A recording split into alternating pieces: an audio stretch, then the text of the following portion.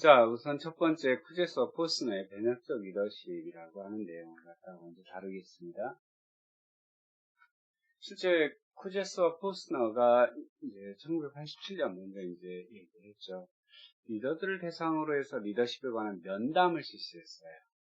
거기에서 얻은 결과를 바탕으로 해서 리더십 나름대로 그들만의 리더십 모형을 갖다 개발했죠.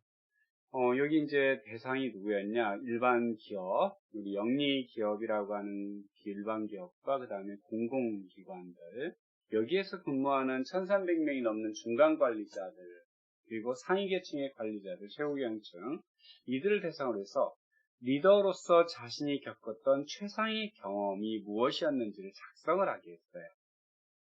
그리고 요 기록들을 갖다가 내용 분석을 하잖아요. 요 내용들이 무엇이 있었는지, 무엇을 자신들이 최상의 경험이라고 하고 있는지 이걸 갖다가 뽑아냈어요. 그랬더니 훌륭한 업적을 완성한 리더들은 결국 5가지의 행동이 나타나더라라고 하는 거예요. 이 5가지가 기본적으로 이 사람들한테 깔려 있다라고 하는 거죠.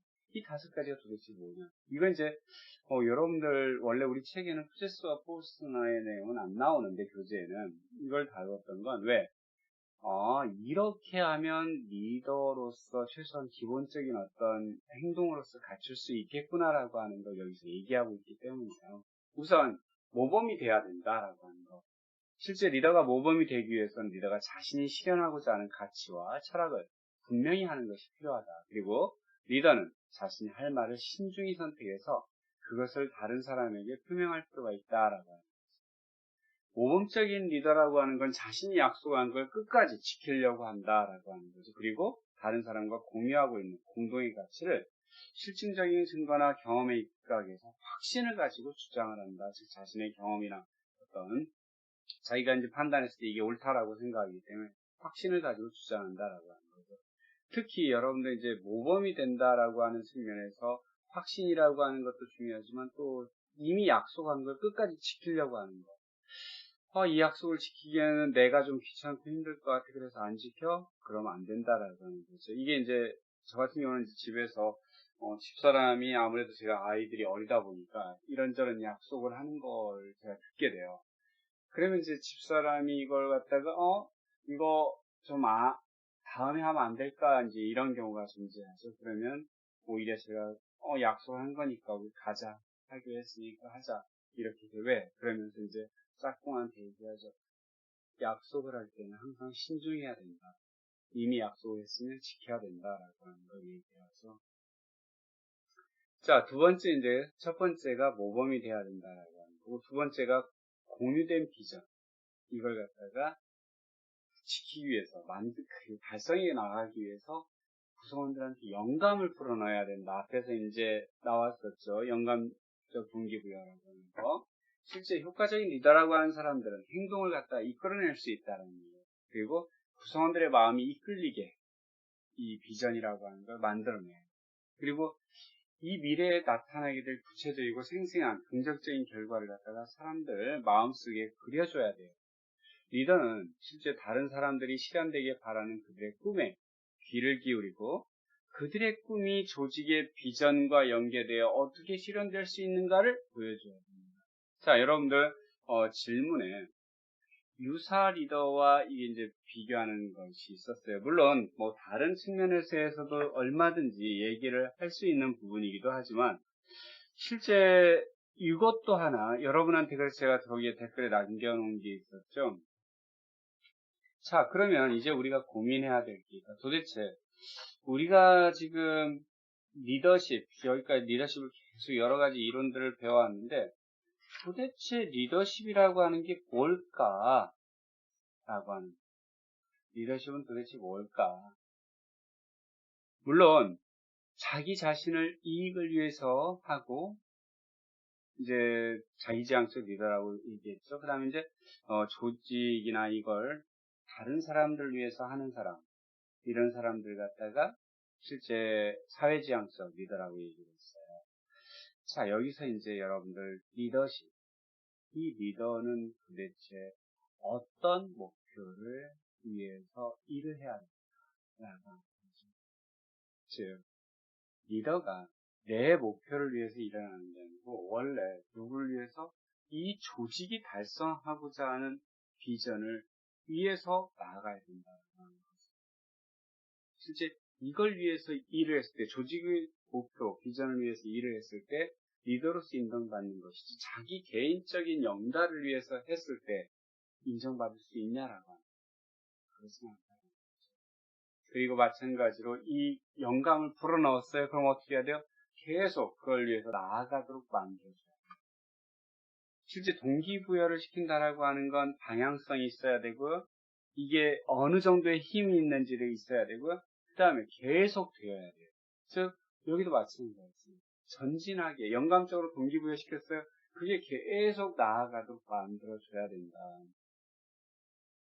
실제 전진하도록 노력한다라고 하는 의미는 기꺼이 현재의 상황을 갖다 변화시켜 경험해보지 못한 새로운 영역에 진입하도록 하는 것이에요.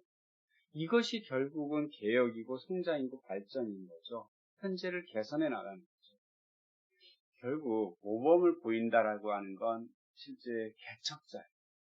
새로운 것을 실험하고 시도하죠. 그리고 그는 일들이 더 잘 되도록 하기 위해서 기꺼이 위험도 감수해요. 모험적인 리더가 모험할 때 한 번에 한 단계씩 시도하고 실제 과거에 본인이 실패했던 거, 실수했던 것 갖다가 교훈 삼는다. 지금 저는 개인적으로 현 정부의 대통령께서 이제 그런 측면이 있지 않나라고 하는 부분이 이제 생각이 왜 이미 과거에 이제 벌써 10년 전이 넘었죠. 그 당시에 본인이 이제 옆에서 그 비서실, 민정수석 이런 것들을 하면서 옆에서 이제 개혁을 이끌어 가려고 하는 걸 보았어요. 그런데 실패했어요. 여러분 알다시피 실패했어요. 그래서 그 당시에 그 경험이 실수였죠. 잘못했던 부분들을 항상 지금에 와서 계속 생각해서 어떻게 해나가야 될 것인가라고 하는 걸 계속 생각하면서 나아간다. 그리고 마찬가지로 스스로 활동하게 한다. 누가? 그들. 뛰어난 리더들. 다른 사람들과 더불어 일하는데 능숙해요. 그들은 다른 사람들의 신뢰를 구축하고 협동적 노력을 촉진하죠. 그래서 팀워크와 협동의 높은 가치를 부여합니다. 다른 사람들의 의견, 관점을 갖다 경청해요. 그리고 그들을 존중해줘. 그들에게 선택의 기회를 주고 그들의 결정을 적극적으로 포함해주죠. 실제 사람들이 자신들의 일에서 행복을 느낄 수 있고 자신들의 일이 보다 더 큰 공동체를 위해서 어떻게 공헌하고 있는가를 느낄 수 있는 환경을 조성해준다. 그리고 이제 마음을 움직인다라는 거죠. 업적에 대해서 보상함으로써 그들의 마음을 움직인다라고 합니다. 실제 사람들은 어떤 후원이나 지원을 얻고 또 인정받으려고 하는 것은 자연스러운 일이다.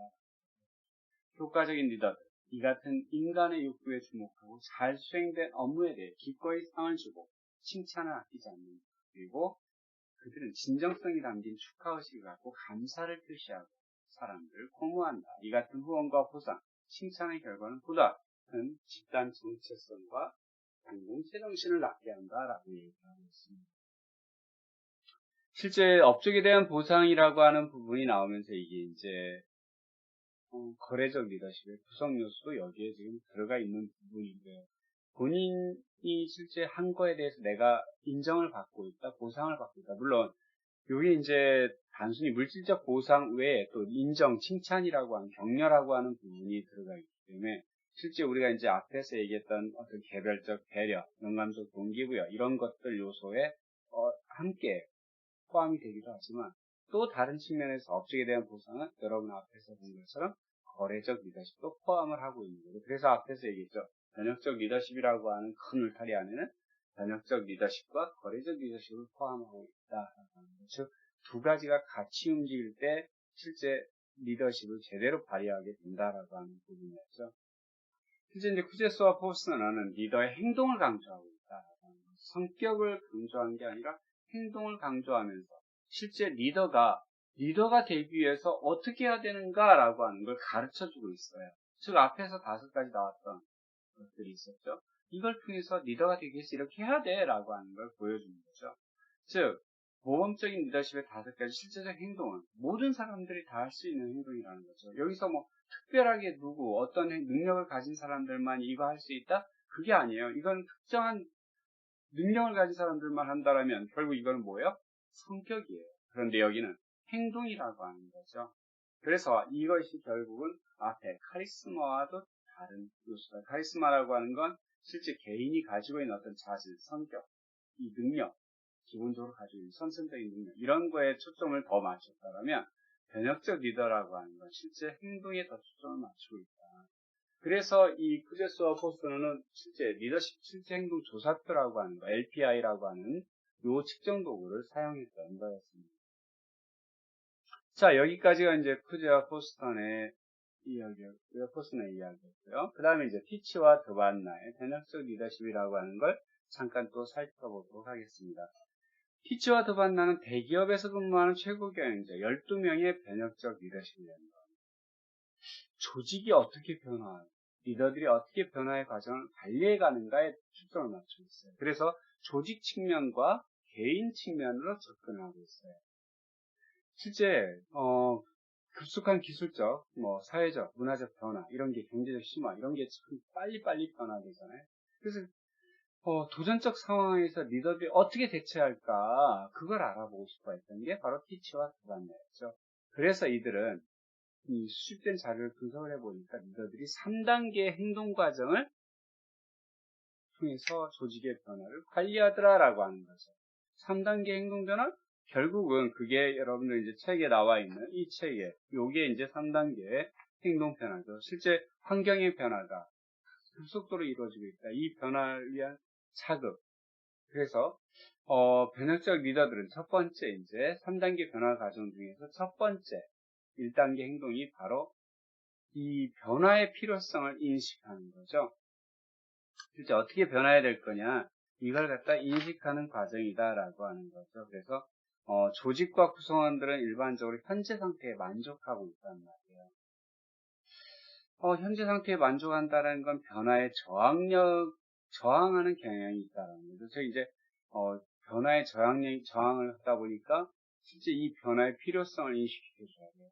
그래서 사람들한테 변화의 필요성을 지각해주고 변화하는 방향, 어디로 가야 될 거냐를 가르쳐주고, 임시방편적인 이런 방법보다는 실제 우리가 원칙에 따라서 나아가야 된다라고 하는 걸 가르쳐줘요. 여러분들 이제 리더십을 하다 보니까 혹시 이 책을 그냥 도서관에 있다라면 한번 읽어봤으면 좋겠어요. 원칙 있는 삶이라고 하는 책이죠. 이제 여러분 책 볼까요? 예. 실제 박현찬 씨가 지은 건데요. 박현찬 씨가 여러분들 혹시 옛날에는 이 책을 다 읽게 했었는데, 배려와 경청이라고 하는 책이 뒤에 이제 나와요.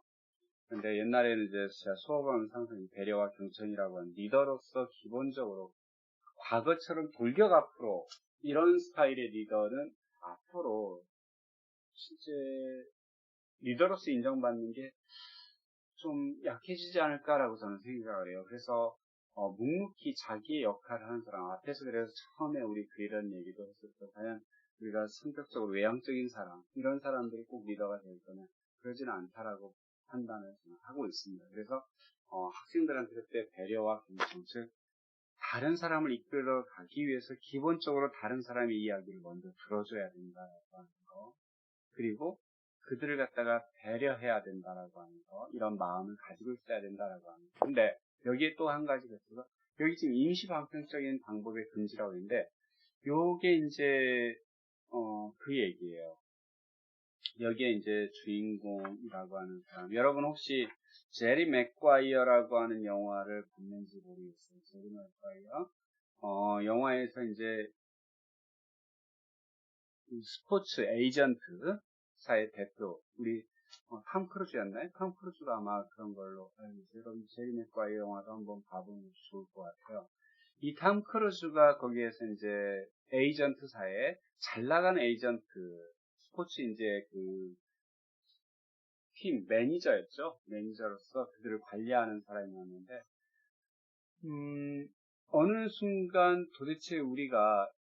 이 관리하고 있는 이 선수들한테 우리가 관리한 선수들은 행복할까라고 하는 회의에 빠져요.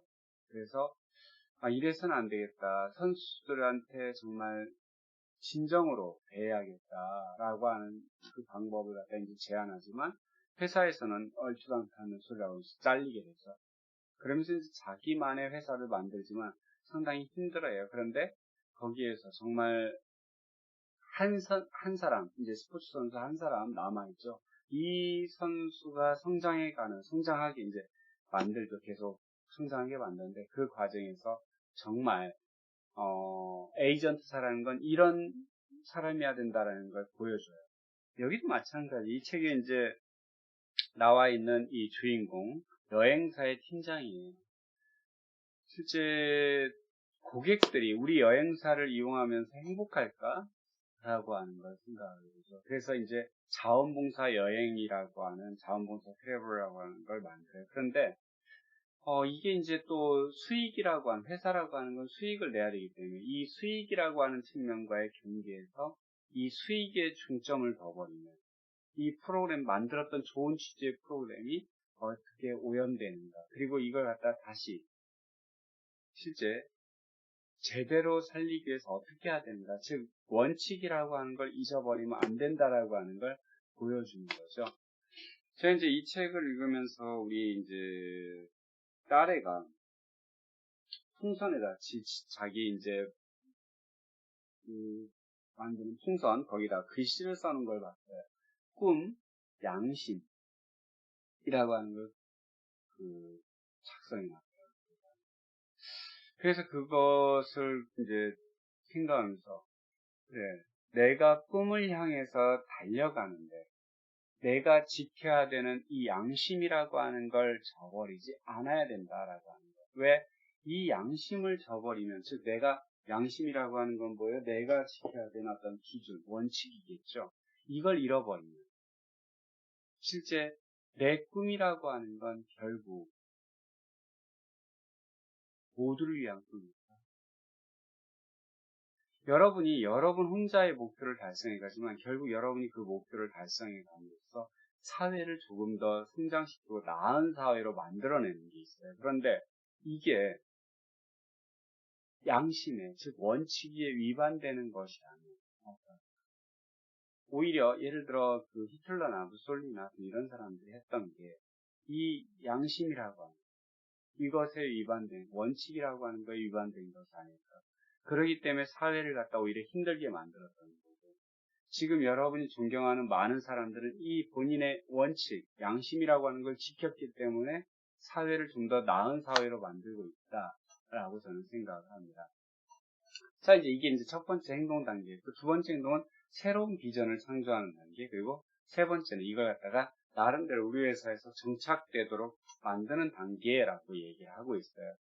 그래서 각각에 대해서 이제 내용을 읽어보면 실제 변혁 과정의 1단계로서 행동의 변화의 필요성을 인식하는 단계다. 우리 조직이라고 하는 게 원래 구성원들은 현재 상태에 만족이에요. 여러분도 마찬가지고 저도 마찬가지고 항상 뭔가 새로운 변화를 하려고 하면 저도 두려워요. 여러분도 마찬가지로 아마 두려울 거고요. 그런데 여러분이 저보다는 좀 나을 수도 있고, 왜? 여러분은 지금 혈기왕성하죠. 근데 나는 이미 내 아이가 있고 가정이 있어요. 여기서 혹시나 내가 도전해서 내가 힘들어진다면 내 가족은 어떻게 될까라고 하는 걱정이 있어요. 전에는 그런 게 없었는데 요새 이제 그런 게 생겨요. 그래서 우리가 나이가 들어가면서 보수화된다라고 하는 측면을 얘기하는 게 뭐예요? 안정을 추구한다라고 하는 측면이죠. 지금 현재 정치권에서의 보수 진보 이게 아니고요. 우리나라에서는 진정한 보수 없어요. 진정한 진보도 없고요. 실제 우리가 원래 보수라고 하는 건 나이가 들어가면서 현재의 시스템에 안주하려고 하는 속성입니다. 그래서 이걸 바꾸겠다. 그래서 내 나라, 내 이 현재 제도 이런 걸 유지하려는 속성이 강하다라고 하는 거죠. 자, 그런데 변화의 주역들, 리더라고 하는 사람, 변화적 리더라고 하는 사람은 변화의 주역이다. 이들은 경영 환경이 이제 계속 바뀌잖아요. 그러면 이러한 변화가 정적으로 혹은 부정적으로 조직에 어떤 영향을 미칠까 항상 그걸 주시하고 있고요. 그걸 사람들한테 알려주고 있고요. 그런 의무감을 갖고 있어요. 자기들이 이렇게 해야 된다라고 하는. 이게 잘못된 방향이다. 이렇게 해야 된다라고 하는 걸 계속 소리를 내는, 목소리를 내죠. 대표적인 게 여러분들, 지금 현재 이제 여러분은 노조에 대해서 어떻게 생각할지 모르겠지만, 우리나라에서 직장의 근로자들의 수준을 갖다 이렇게 끌어올린 건 노조들이 있었기 때문에, 노조 구성원들이 지금까지 민주화를 위해서건 회사의 이제 이런 작업 환경, 근로조건 개선을 위해서건 해왔기 때문에, 지금 현재 근로조건이 좋아진 거죠. 여러분이, 사장님들이 그렇게 해준 거 아니에요? 천만에요. 그분들이 그렇게 만들어 온 거죠. 여러분이 지금 주머니 10개 가지고, 9개 가지고 있어요. 한 개 더 채우면 더 10개가 되죠. 그래서 누구 걸 뺏고 싶어요. 근데 가진 사람은 누구예요? 저기 한 개 가진 사람. 저 사람 한 개 있네? 내가 뺏어야지. 이런 생각을 하진 않을까요? 여러분은 지금 그렇게 안 한다 하죠. 과거에요. 우리나라에 실제 비정규직이 이렇게 많이 만들어졌던 기억이 설마 이렇게 될지는 몰랐겠죠. 기업들을 믿었겠죠. 그런데 지금 힘드니까 이렇게 비정규직의 계약직을 좀 쓰다 보면 나중에 좋아지면 다 정규직으로 바꿔주겠지 라고 생각을 했어요. 근데 그럴까요? 오히려 비정규직을 더 양산하는 상황이 되죠. 자, 티치와 터반나는 조직이 변화에 대한 개방성을 증대시킬 수 있는 몇 가지 기법으로 구성원들이 다른 사람에게 이제 서로 다른 의견을 제시하고 주장할 수 있도록 허용해라. 막지 마라, 사람들의. 조직의 목표를 어느 정도로 잘 달성하고 있는가에 대해서 객관적인 평가를 받아라. 조직 구성원들이 조직 내부의 다른 부서와 조직 외부와의 다른 조직을 방문하게 함으로써 벤치마킹 측면도 있고, 어떻게 우리 내부에는 어떤 문제들이 있다. 이걸 어떻게 해결해야 되는가? 한번 벤치마킹 해보라 이거죠. 조직의 업적을 다른 조직의 업적과 비교 가능하도록 광범위한 경제적 지표와 비경제적 지표에 근거해서 평가해도록 하라. 경제적 지표라는 건 이제 수익, 매출, 수익 이런 부분이었고, 비경제적 지표라고 하는 건 구성원의 학습 능력이나 업무 의욕이나 이런 부분들을 다루겠죠. 자, 이제 변혁까지 2단계, 비전을 만드는 곳이다. 비전을 만드는 곳이다. 비전은 조직이 미래에 나아갈 방향과 모습에 대한 안내도다. 이러한 안내도를 갖다 뭘 통해서 나타낼 수 있다? 사명서를 통해서 나타낼 수 있다. 여러분들 지금 여러분한테는 이제 이 수업이 아니지만 제가 세븐앱이 성공하는 대학생들의 7가지 습관이라고 하는 걸 강의를 하는데 거기에서는 학생들한테 사명서, 꿈의 목록 이런 것들을 막 작성을 해요.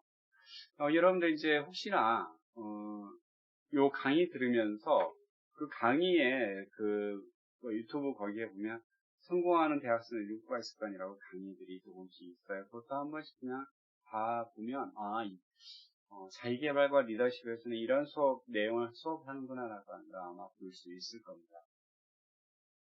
자, 그래서 실제 이 비전의 가치 이런 걸 갖다가 무엇인지를 명확히 하기 위해서 사명서를 만든다라고 하는 것들. 그리고 이제 세 번째로 이걸 갖다가 제도화시키는 거죠. 즉 기존의 조직 구조를 해체하고 새로운 구조를 갖다 정립하고요. 그래서 이 구성원들이 조직에 대해서 자신들의 새로운 역할을 찾도록 도와준다라고 하는 측면도 강하죠. 이게 이제 티치와 드반나의 변혁적 리더십이었고요. 그러면 이런 변혁적 리더십은 어떤 효용이 있을까? 그리고 어떤 부분에서 강점이 있고 어떤 부분에는 비판이 있고 어떻게 응용할 수 있을까라고 하는 부분을 좀 다뤄보도록 하겠습니다. 실제 변혁적 리더십, 변혁적 적법의 효용이라고 하면 벌써 이제 시간이 좀 되네. 밖에는 벌써 여기까지 하고요. 그 다음에 또 이어서 바로 하도록 하겠습니다.